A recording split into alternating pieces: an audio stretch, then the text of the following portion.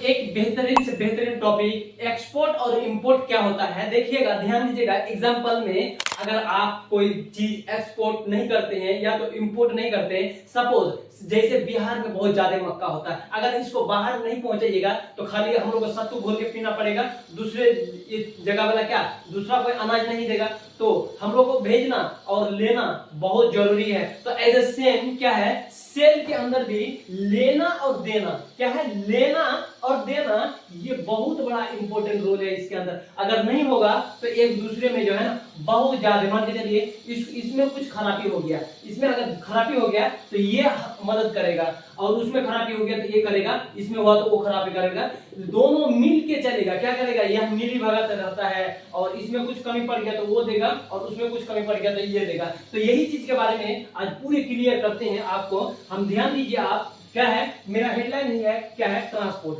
Transport का मतलब एक जगह से, एक सेल से इस सेल से हम कुछ इस सेल भेजेंगे और उस सेल से इस सेल कुछ हम भेजेंगे। तो कैसे कैसे भेजेंगे, किस मदद किस विधि होता है।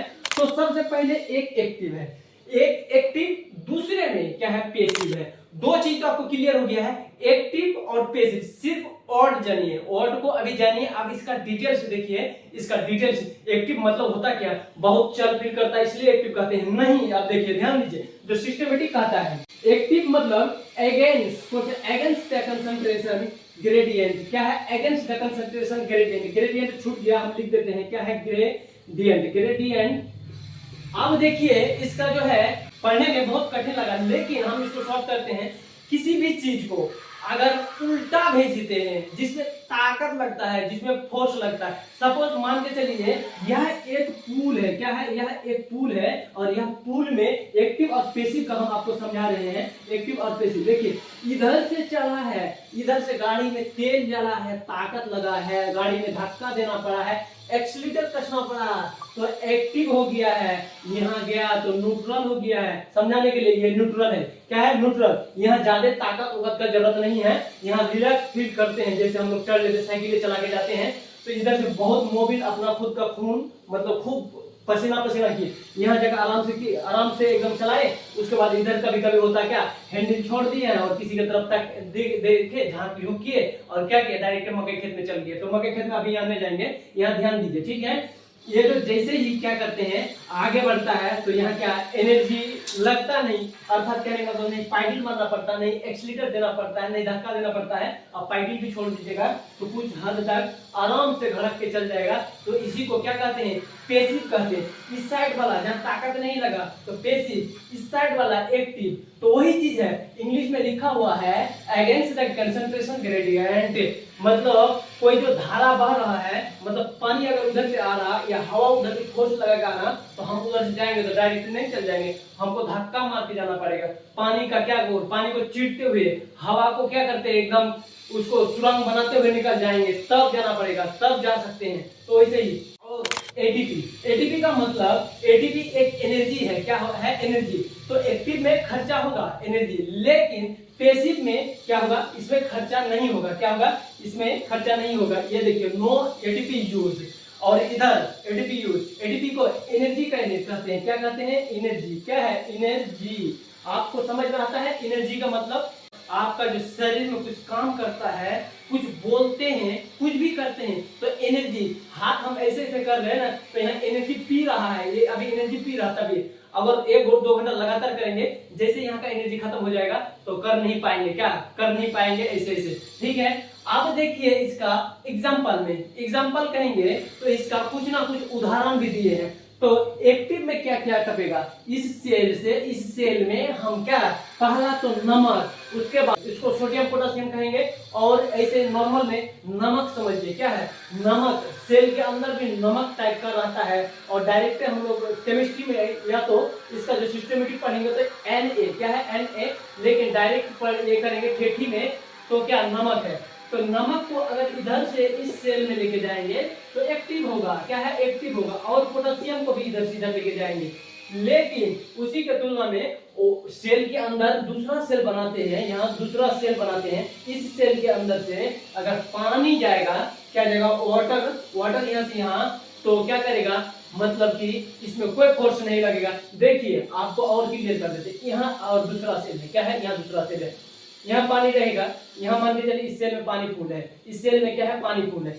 अब नीचे वाला सेल में जो आएगा तो यहाँ थोड़ा सा कटान बना दीजिए, चैनल कर दीजिए, तुरंत हरा के यो फूल हो जाएगा, आगे यो फूल यो रहेगा, क्या रहेगा, तो यहाँ कोई एनर्जी नहीं। देखिए इस मार्कर को गिराएंगे तो छोड़ेंगे, देखिए छोड़ने में कोई एनर्जी नहीं लगे, लेकिन अगर इसको उठाएंगे क्या करेंगे, उठाएंगे तो फोर्स लगेगा, थोड़ा बहुत भी फोर्स लगेगा। ठीक है, आप इतना तो आपको क्लियर हो गया है। अब देखते हैं इस पेसिव का। पेसिव से पहले हम ये क्या है, इसको इंग्लिश में क्या पढ़ेंगे, अलोंग, मतलब जिधर का अगर पानी का उधर का धारा आ रहा है या हवा उधर से आ रहा है तो इधर आप चल जाइएगा, तो वही चीज कह रहा है along the concentration gradient, along का मतलब अगेंस्ट, मतलब विरोध, अलोंग मतलब उसी के उधर चल जाइएगा, क्या जिधर से हवा बहेगा उधर नहीं, जिधर जाएगा उधर चल जाइएगा, तो पेसिव। मान के चलिए इधर से हवा आ रहा, बहुत जोर से धक्का दे रहा, तो इधर जाने में हमको तरीको क्या नहीं लगेगा, ज्यादा एनर्जी नहीं लगेगी। लेकिन इधर अगर ठेल के आएंगे, बहुत ठेलना पड़ेगा, ताकत लगाना पड़ेगा, तब आएंगे तो कहेंगे एक्टिव। अब ये पेसिव को यहाँ लाके पेसिव का 3 टाइप समझेंगे। तो देखिए आप, अब देखिए पेसिव में भी 3 टाइप। पहला टाइप ये आप ध्यान दीजिए, सबसे एक नंबर में क्या करेंगे, यहाँ से पेसिव को लाए हैं और इसका 3 डिवाइड किए हैं, 3 पार्ट में इसको बांटे। तो पहला पार्ट क्या है, आप ध्यान से इधर देखिए, उधर नहीं, क्या है, उधर नहीं, तो सिंपल डिफ्यूजन, क्या कहेंगे, क्या कहेंगे, सिंपल, सिंपल, सिंपल डिफ्यूजन, क्या है, डिफ्यूजन, डिफ्यूजन, सिंपल डिफ्यूजन। ठीक है, सिंपल डिफ्यूजन में देखिए यह क्या होगा, इसमें फोर्स तो लगेगा नहीं, लेकिन यह जो है ना थोड़ा सा दिमाग वाला बात है, दिमाग का बत्ती जलेगा, ध्यान वाला बात यह है, सिंपल डिफ्यूजन में कोई एनर्जी खर्चा नहीं होगा, लेकिन समझने के लिए बहुत थोड़ा सा एनर्जी खर्चा होगा, समझने के लिए इसमें एनर्जी नहीं लगेगा। जैसे आप परफ्यूम, जैसे इस रूम के अंदर या कमरे के अंदर आप एक कोना में किसी में मार दीजिए कहीं भी परफ्यूम, पूरा रूम क्या हो जाएगा, एकदम गमकने लगेगा, या तो महकने, स्मेल का कोई स्मेल चीज होता है ना, कोई चीज कहीं अगर सड़ा हुआ रहता है तो उसको भी रख दीजिए तो क्या करेगा, पूरे में फैल जाएगा। तो इसको क्या हम परफ्यूम कह सकते हैं, परफ्यूम, क्या है, परफ्यूम, परफ्यूम। तो परफ्यूम हो गया है। अब देखते हैं दूसरा में ऑस्मोसिस। अब देखते हैं ऑस्मोसिस। ऑस्मोसिस का मतलब हुई होता है आपको एकदम क्या जागरूक करने वाला, मतलब ये जो होता है वाटर, वाटर आपको समझ में नहीं आया लेकिन हम समझाते।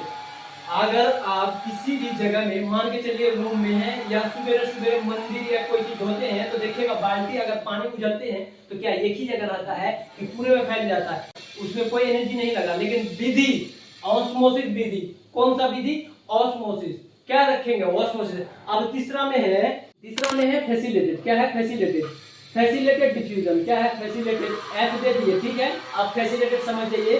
उसके बाद डिफ्यूजन, क्या है, डिफ्यूजन, जगह का कमी है, डिफ्यूजन, डिफ्यूजन का मतलब भूल जाना, भूल जाना का मतलब आपको समझे में नहीं आ रहा, भूल जाना कौन सी होता है, मिल जाना कौन सी होता है। तो देखिए ये जो है ना किसी का ना किसी का मदद से, हेल्प से, क्या होगा, हेल्प से, हेल्प आपको समझ में नहीं आ रहा है।